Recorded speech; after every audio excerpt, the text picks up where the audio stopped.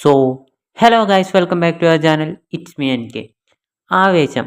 സത്യം പറഞ്ഞാൽ ഈ ഒരു പടം കാണാൻ ഒരു യാതൊരു ഇൻട്രസ്റ്റും ഉണ്ടായില്ല.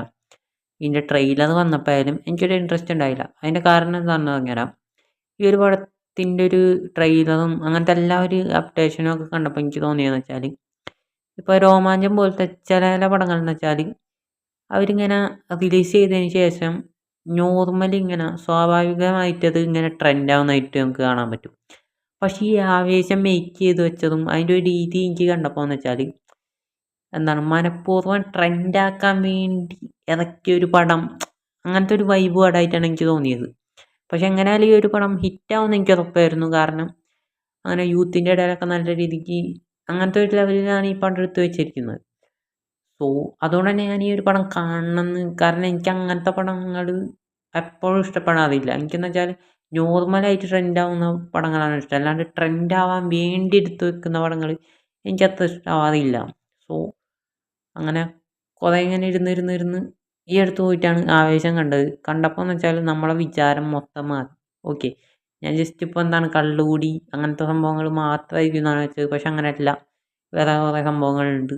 നൈസാണ്. ഇപ്പോൾ നിങ്ങൾ എല്ലാവരും കണ്ട് കഴിഞ്ഞിട്ടുണ്ടാകും. നമ്മളെപ്പോഴും ലാസ്റ്റാണല്ലോ ഇങ്ങനെ ഒന്ന് ഓരോന്നൊക്കെ പറയാം. സോ യാ, അതായത് ജിത്തു മാധവൻ എന്ന് പറഞ്ഞ പുള്ളിയാണ് പടം ഡയറക്റ്റ് ചെയ്തിരിക്കുന്നത്. പടത്തിൽ ഏറ്റവും അടിപൊളി പോസിറ്റീവായിട്ട് എനിക്ക് പേഴ്സണലി തോന്നിയത് ഫഹദ് ഫാസിൽ തന്നെയാണ്. എനിക്ക് തന്നെയല്ല, എല്ലാവർക്കും അത് തന്നെയായിരിക്കും.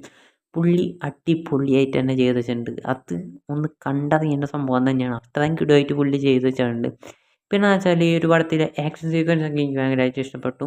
പിന്നെ ഹിപ്സ്റ്റർ ഗെയിമിങ്, ഞാൻ ഹിപ്സ്റ്റർ ഗെയിമിംഗ് എന്നാണ് ഞാൻ പറയാറ്. പണ്ടോട്ട് ഈ ഫ്രീ ഫയർ, പണ്ട് ആ ലോക്ക്ഡൗൺ ടൈമിലൊക്കെ ഇങ്ങനെ ഫ്രീ ഫയറിൻ്റെ ഒക്കെ ഒരു ഭ്രാന്തുണ്ടായി. ഇപ്പോൾ ഓർക്കുമ്പോൾ എന്തിനാണെന്ന് തോന്നുന്നുണ്ട്.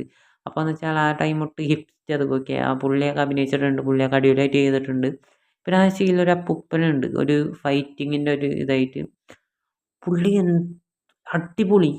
പുള്ളി ശരിക്കും ആ ഒരു അത്ര ഏജ് ഉണ്ടോയെന്ന് നമുക്ക് തോന്നിപ്പോവും. അത്ര അടിപൊളിയായിട്ടാണ് ആക്ഷൻ സീക്വൻസ് ഒക്കെ പുള്ളി ചെയ്യുന്നത്.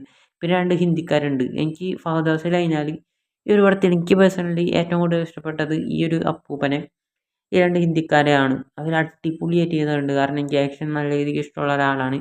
ഈ പടം എനിക്ക് കുറച്ചും കൂടി ഇഷ്ടമാകാൻ കാരണം ഇവർ തന്നെയാണ്. കാരണം അത്ര അടിപൊളിയായിട്ടാണ് ആക്ഷനൊക്കെ ചെയ്ത് വെച്ചിരിക്കുന്നത്. പിന്നെയെന്ന് വെച്ചാൽ അംബാന്ന് പറഞ്ഞിട്ടുള്ള ആ ഒരു ക്യാരക്ടർ, ഫഹദ് ഫാസിലിൻ്റെ ഒരു കൂടെ നടക്കുന്ന പുള്ളിയും അടിപൊളിയായിരുന്നു. സെറ്റായിട്ട് തന്നെ ചെയ്തിട്ടുണ്ട്. പടത്തിൻ്റെ പ്ലോട്ട് എന്ന് വെച്ചാൽ ബാംഗ്ലൂർക്ക് പഠിക്കാൻ വരുന്ന 3 ചെറുപ്പക്കാർ, അവർ സീനിയേഴ്സിൻ്റെ റാഗിങ്ങിൽ പെട്ട് അതിൽ നിന്ന് റിവെഞ്ച് എടുക്കാൻ വേണ്ടി ഈ എന്താണ് ടൗണിലുള്ള ലോക്കൽ ഗുണ്ടകളായിട്ട് കൂട്ടുകൂടി ആ ഒരു റേഞ്ചിലാണ് പടത്തിൻ്റെ ആ ഒരു ഇത് പോകുന്നത്. അധികം കണ്ടിട്ടുണ്ടോയെന്ന് ചോദിച്ചാൽ ഇല്ലയെന്ന് പറയാം.